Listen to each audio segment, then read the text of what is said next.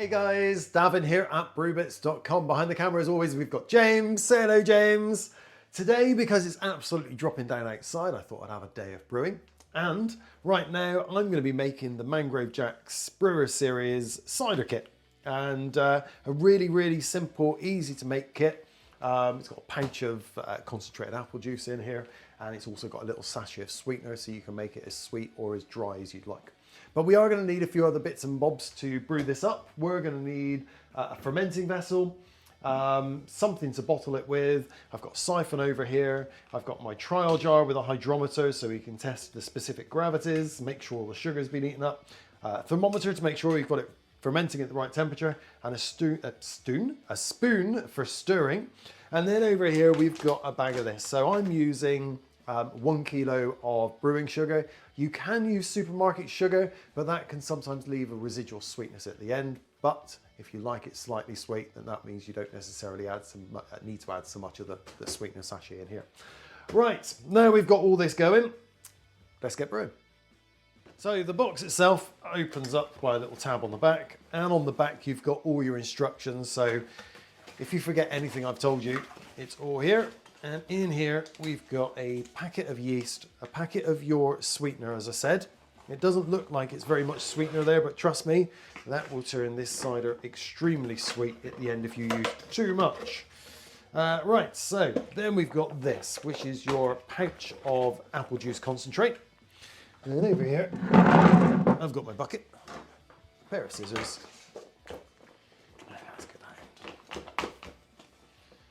and we're going to simply snip off a big corner. That was close, but it missed the bucket.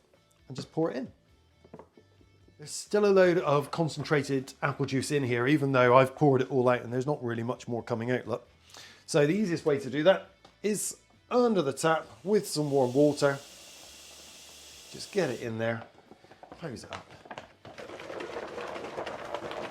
Give it a good swishing around. Pour that out, and you can do that a couple of times to make sure it's all out. So the next thing we need is our brewing sugar, and this is so that it gets up to a good alcohol content, so the yeast have got lots and lots and lots of things to eat. So we're just going to pour that in there, and that's gone. Lovely.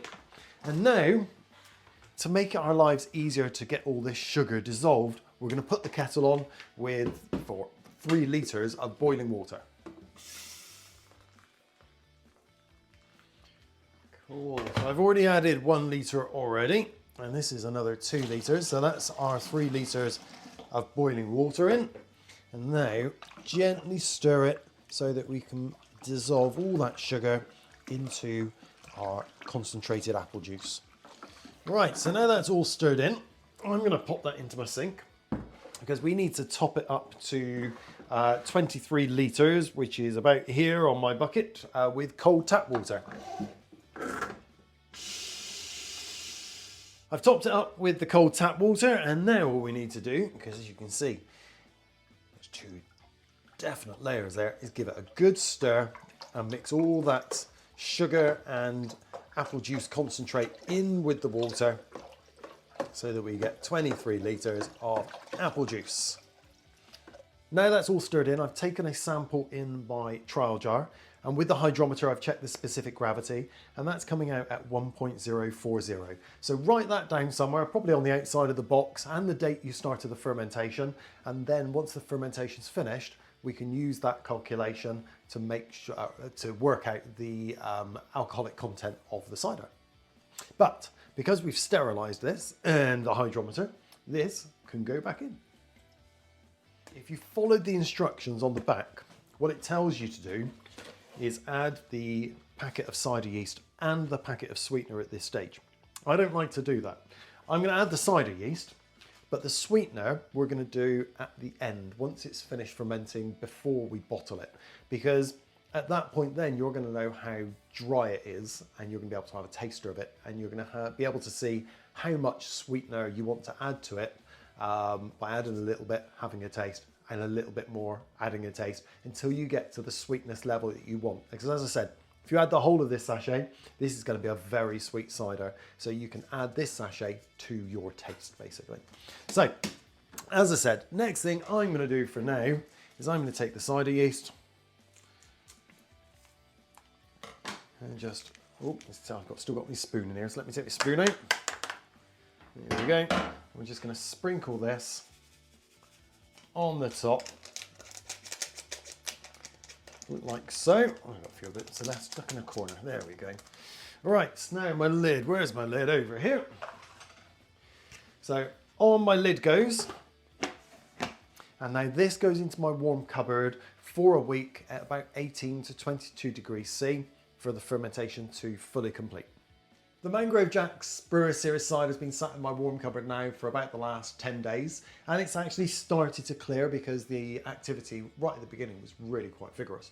So I've taken a sample in my trial jar, and with the hydrometer, the SG is coming out at 1.000. So perfect, time to move on.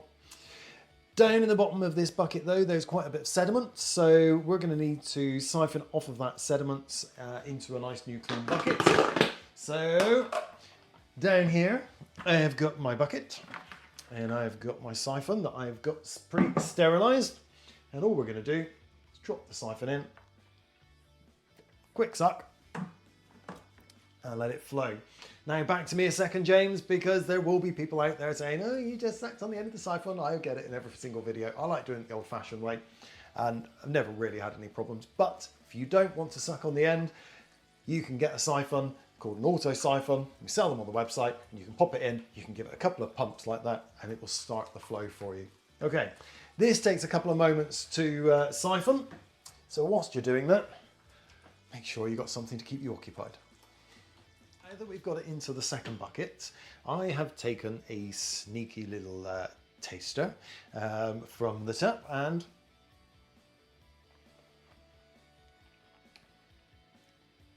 it's getting there. It's a very light cider.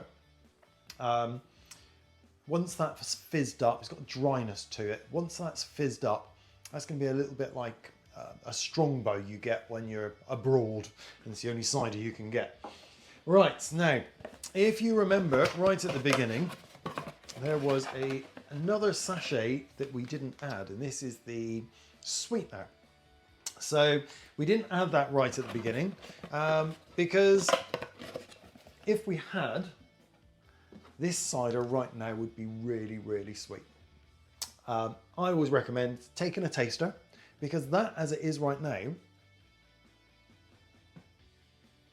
is actually quite sweet. From my palate anyway, it's a really, really nice sweetness. Now, there's not much sweetener powder in here. There's about that much. It's probably just under, possibly a level teaspoon-ish, if you're lucky. So have a taster of it at this stage. If you think it needs a bit of extra sweetness, then add about a quarter of this packet, stir it in gently, and then try it again. And then if it still needs a bit more sweetness, add another quarter of the packet and try again. And you'll eventually get to a sweetness you like. It might be the whole sachet, it might be none of the sachet, as in my case, or it might be a little bit of the sachet. That's up to you, and you can make it as sweet as you want it to be. Right, I'm not going to add it because, as I say, I'm happy with that sweetness. So the next thing we need to do is look at bottling. But before we're going to bottle it, I want my bottles to have a fizz to them. So what we're going to need to do is we're going to need to add some extra sugar. Let me get that out of the way. So that when it's in the bottles, the yeast eat the remaining of the sugar and cause more carbon dioxide to be released. And because it's trapped in the bottles, it makes it nice and fizzy.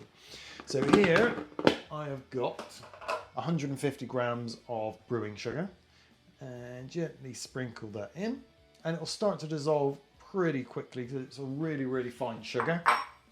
But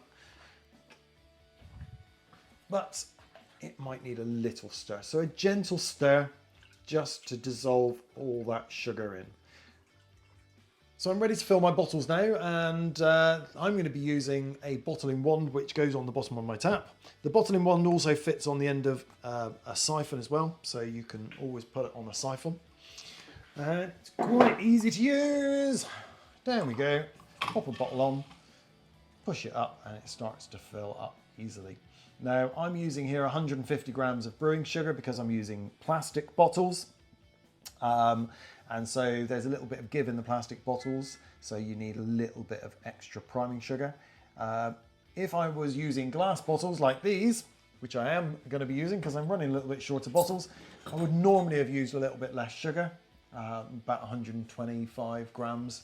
But hey ho, we're going to have some really fizzy cider in the glass bottles and some nice fizzy cider in the plastic bottles. But it's going to take me a while to fill all these up, and then I'll fill up the mini barrel with whatever's left. That's it bottled. The Mangrove Jack's Brewer Series cider kit. Easy as that. You can see I've got a mishmash of bottles here, and I've also got the little mini keg. And so yeah, all we need to do now is put these, well, make some pretty labels, I suppose, and stick them on, and then put these in my warm place for the next 7 days. And that's going to allow the yeast to eat all those lovely sugars that we've added in and create that fizz in the bottles, so that when we pop one open a little bit later, we're going to have a nice fizzy cider. But anyway, after the week in my warm place, it's going to go into my garage in a nice cool spot for about another 2 weeks plus for it to start to bottle condition. Ideally, the longer you can leave a cider, usually the better it gets. If you can leave it for 6 months to a year, usually really improves massively.